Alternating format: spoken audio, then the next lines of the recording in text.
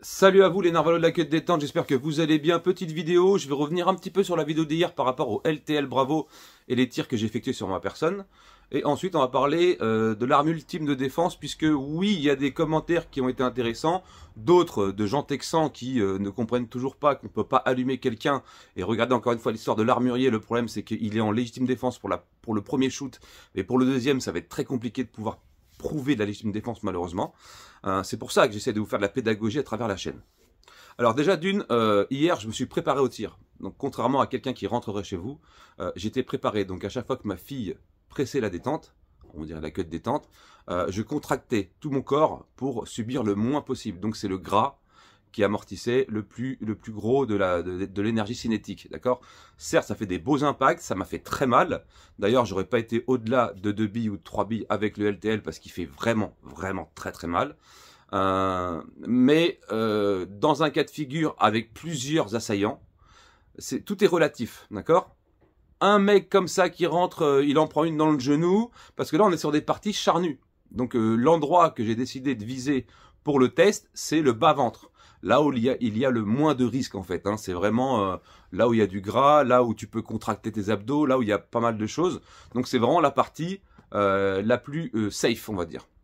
Par contre, si tu prends une bille PLB dans la rotule, j'aimerais pas savoir ce que ça fait puisqu'il y a très peu de peau. Si tu allumes les guibolles de quelqu'un avec un simple survêtement, ça doit faire extrêmement mal aussi et je n'ai pas envie de le savoir non plus.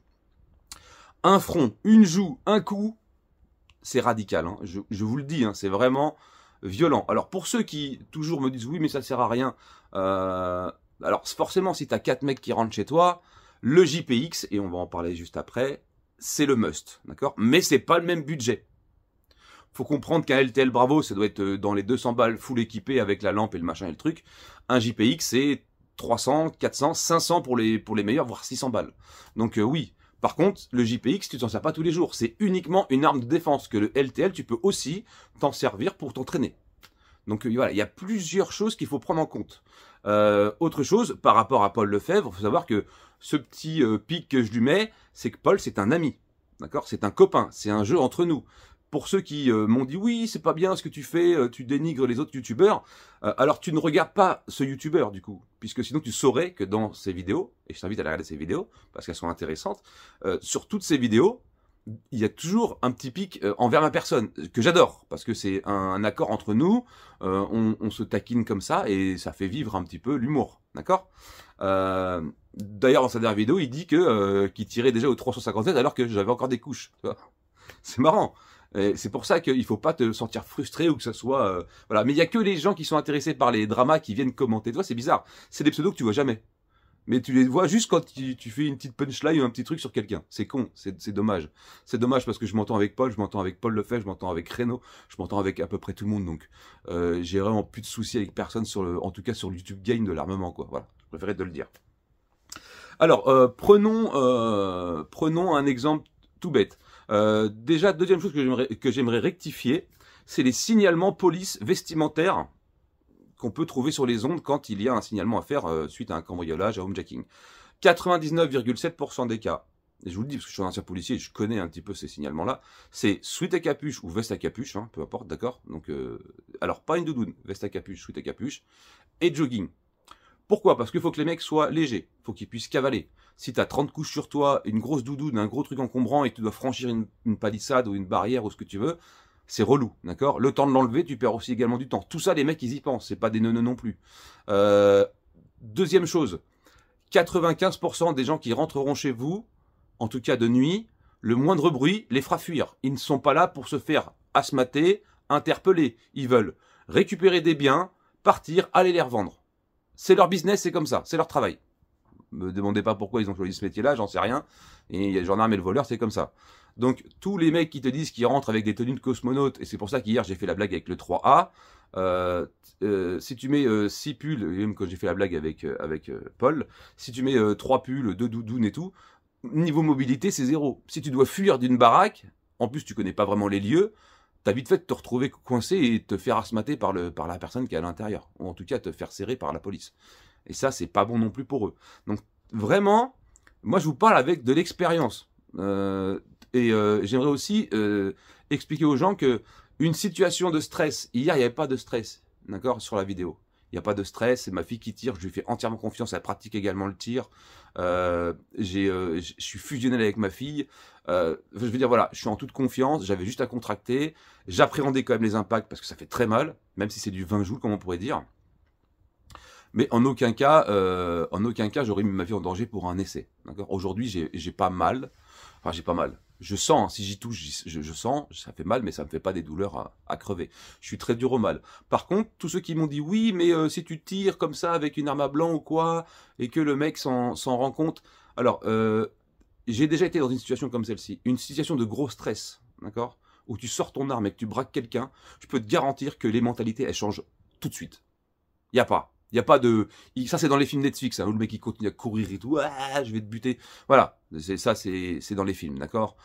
Comme je vous le dis, il y aura peut-être 1 ou 2%, et encore, je sais même pas, qui prendront le risque de tester si c'est une vraie arme, de prendre 6 billes en plein front, etc., etc. C'est les gens sont téméraires, mais pas suicidaires. Même quand c'est des trous du cul qui viennent prendre tes biens, d'accord. Et si vraiment tu es sur du homejacking avec 3 lascars, c'est vrai que le LTL Bravo ne servira pas à grand chose malheureusement. Ça, c'est une réalité. Parce que 3-4 mecs, alors à moins que tu allumes le premier et que les autres derrière se disent putain la vache, l'autre il a un front gonflé, on se casse, ça sert à rien. En plus, il faut savoir qu'il y a d'autres choses dans la défense du domicile. Il faut regarder toutes mes vidéos. On a parlé de défense passive. Mettre de la lumière, mettre des détecteurs, avoir un système d'alarme. Il y a des systèmes d'alarme complètement gratuits et autonomes aujourd'hui qui n'ont pas besoin d'être payés tous les mois avec un capteur d'ouverture de porte, avec des trucs comme ça. Donc du bruit, un impact sur le client. Quand je dis un impact, c'est un impact de LTL par exemple, ou de HDR, ou peu importe, voilà, ou de JPX. C'est le bordel dans le quartier, c'est le bordel. Il y a de la lumière, il y a du son, ça les emmerde. Ça les emmerde, ils sont obligés de prendre la fuite. Parce que ça serait bien que chaque seconde est comptée. Ils savent pas où se trouve le poste de gendarmerie, ils savent pas s'il y a une brigade qui est en faction à côté, qui peuvent arriver dans la minute qui suit, etc. Donc eux, à partir du moment où il y a la lumière qui se déclenche, le son, le propriétaire ou le locataire qui est aux aguets, qui est déjà là avec son calibre, en train de dire si t'avances je te fume, bon, à un moment donné il s'arrache quoi, d'accord. T'as pas affaire au grand banditisme avec les AK-47, d'accord. On n'a pas assez de valeur pour eux pour qu'ils se déplacent chez nous. Voilà, il faut avoir une certaine valeur hein, et certaines choses. Par contre, pour ceux qui ont des choses de valeur chez eux et qui malheureusement, déjà d'une, les exposent sur les réseaux, exposent beaucoup de choses, oui, vous êtes la cible potentielle de gens qui sont bien plus préparés et qui ne rigoleront beaucoup et qui rigoleront beaucoup moins, voilà, et qui peuvent venir bien mieux équipés. En général, l'équipement du cambrioleur lambda, c'est un pied de biche, un tournevis, un couteau. Voilà, c'est très rare que le mec vienne avec une calache, un fusil à pompe et compagnie, tu vois. C'est du style ça, on va braquer une armurerie, le fusil à pompe. On va braquer un centre commercial, on va braquer une bijouterie. C'est très rare que tu les retrouves chez les particuliers. C'est possible dans certains cas, comme je dis, si tu as un coffre, tu es une personnalité publique, tu es une célébrité, là oui, les mecs descendent parce qu'il y a de l'oseille. Ils savent qu'il y a 10 000, 15 000, 20 000, 30 000, 2, 3 millions à prendre, etc. Voilà, tu vois, c'est des trucs comme ça. Et là, ils ne reculeront devant rien du tout parce que ils sont déterminés, les mecs. Et c'est là où intervient le JPX. Le JPX, je vous mettrai la vidéo en description. Allez la voir, c'est important. Le JPX, c'est le must. D'accord. Alors, certes, c'est un investissement. Alors, sur Maxi, on est les mieux placés sur le JPX, déjà d'une, premièrement. En plus, il y a un paiement en 3 fois, sans frais. Mais le JPX, c'est vraiment le truc que tu sors uniquement pour de la défense. D'accord. Il y a le modèle laser où c'est point visé, point touché, que tu touches le torse ou le visage, avec les émanations, le mec, dans la demi-seconde, la seconde qui suit, il est couché. Du coup, tu déclenches une réaction physionomique, ça veut dire qu'il va pleurer, il pourra plus ouvrir les yeux, il sera vraiment en totale incapacité de pouvoir agir contre vous. Vous n'avez plus qu'à reculer, fermer une porte et vous enfermer et attendre que ça se passe. Et appeler les forces de l'ordre. En disant, il y a un mec qui est couché dans le salon, il vomit sa mère, voilà, je sais pas ce qu'il branle, voilà, bref. Donc oui, le JPX, c'est le premier choix. C'est le premier choix. De toute façon, je ne reviendrai pas sur mes dires, je l'ai toujours dit sur la chaîne, et ça, les gens pourront en témoigner. Le JPX, pour moi, c'est l'arme ultime de défense du domicile qui reste légale en catégorie D. Voilà, il n'y a pas mieux. Après, c'est un budget. Voilà. Après, il faut aussi poser la question, vous pensez que votre vie vaut combien? C'est aussi ça la question, parce qu'aujourd'hui, on meurt tellement dans l'impunité, et vous avez vu hein, les faits divers, que est-ce que... alors, c'est mon côté commercial et qui parle aussi, mais c'est aussi mon côté humain. Ça me ferait chier demain de me dire, mon voisin, il s'est fait fumer, alors qu'il y avait une possibilité qu'il évite en dépensant 200 ou 300 ou 400 balles. Voilà. Ça me ferait vraiment chier. C'est ce que je voulais vous dire.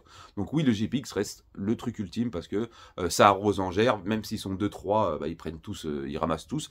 Il y a 4 coups sur le modèle le plus haut, il y a 2 coups sur le modèle le plus bas, mais déjà, le produit du GPX, il est abominable. Ça veut dire que tu as l'impression qu'on t'a balancé les piments les plus forts du monde dans les yeux. Il faut savoir que c'est concentré à 10%. Les ricains, ils s'en servent quand ils vont se balader. Il y a certains pays qui s'en servent pour faire fuir les ours. Je veux dire, bon, c'est quand même du très très costaud. Bref, c'est ce que je voulais vous dire. Donc le JPX reste la Rolls-Royce. Tout ce qui va être CO2 sont des alternatives, d'accord? Pour la délinquance, on va dire, généralisée, les 98% et quelques qui tenteront de rentrer. Déjà, il faut qu'ils arrivent à rentrer. Ensuite, ça fait du bruit de casser une vitre. Et puis, il y a beaucoup de choses à prendre en compte. Et surtout, il y a un travail à faire sur soi qui est de travailler son stress et de gérer la situation. Ça, c'est vraiment quelque chose de très important parce que si vous vous figez au moment de parler ou en tout cas d'alerter ce potentiel agresseur ou cambrioleur, parce qu'il n'est peut-être pas venu pour vous faire du mal, juste pour prendre vos biens, en lui disant « écoute, casse-toi ou je t'allume », si vous avez une intonation correcte, et ça c'est de la psychologie, on l'apprend en école de police, on l'apprend tout le temps quand on fait par exemple des interventions où on doit faire sortir des gens d'un véhicule et quand on les braque, l'intonation est super importante. Le fait d'être sûr devant eux est très importante. Si tu montres le moindre signe de faiblesse, tu te mets en porte-à-faux avec ton agresseur. Si tu montres la moindre hésitation à ouvrir le feu, en tout cas sur du CO2 ou quoi, là aussi, tu te mets en porte-à-faux avec lui. Et il se dira, il flippe, j'ai l'avantage. C'est une lavette, et je vais lui mettre un coup de pression, il va tout lâcher, il va courir. C'est là où intervient le côté psychologique. Donc voilà, c'est tout ce que je voulais dire par rapport à la vidéo d'hier. Donc il y a plein de choses à prendre en compte. Certes, c'est pas le LTL Bravo, ça stoppera pas à tout le monde. Voilà, je préfère vous le dire. Surtout, je vous dis, une bande organisée. Mais pour avoir affaire à une bande organisée, il faut vraiment déjà avoir de l'oseille. Ils font du repérage. En général, tu te rends compte quand même qu'il y a des mecs qui te suivent pendant 1 ou 2 mois ou même 3 semaines. Hein. Et puis, pensez à la défense passive. Mettre une putain de lampe à déclenchement autonome dehors, mettre une caméra qui est branchée à votre téléphone, ça coûte 30 balles ou 40 balles sur Amazon, ce genre de produit. Mettre des capteurs d'ouverture de porte un petit peu dissimulés partout, ça coûte 10 balles le capteur, tu le mets en route le soir avant de te coucher, ça fait 120 décibels ou 110 décibels, c'est atroce. Pendant le temps que le mec neutralise le bruit, déjà il s'est passé 30 ou 40 secondes, tout le monde est au courant autour, toi t'es au courant, lui il se dit putain je suis repéré. Voilà, il faut penser aussi, à la logique des événements et construire une chronologie des faits. Vous voyez ce que je veux dire? Voilà, c'est tout ce que je voulais dire. Après, pour les gens texans qui ne voient que par le 12 et par le 357 Magnum, eh ben écoutez, préparez les savonnettes et la vaseline parce qu'en prison, vous servirez de garage à bite. Voilà, d'accord? Donc si on peut éviter de passer pour le méchant et finir sur le banc des accusés comme c'est souvent le cas en France, je suis là pour ça. Je suis là pour vous expliquer des choses qui pourraient vous éviter de perdre toute votre vie, que votre vie s'écroule, que vous soyez privé de voir vos enfants, votre femme, que vous perdiez votre travail et compagnie pour un abruti qui a essayé de rentrer chez vous pour prendre votre putain de télévision. Voilà, je vous remercie de m'avoir regardé, essayez de partager cette vidéo, vous pouvez soutenir dans la description, je vous mets le lien cette fois-ci des JPX pour ceux qui veulent investir vraiment dans le truc ultime, mais avec le JPX, il n'y a pas de mots en fait, il n'y a pas de mots, il n'y a pas d'autre solution que de rebrousser chemin si tu en es capable encore.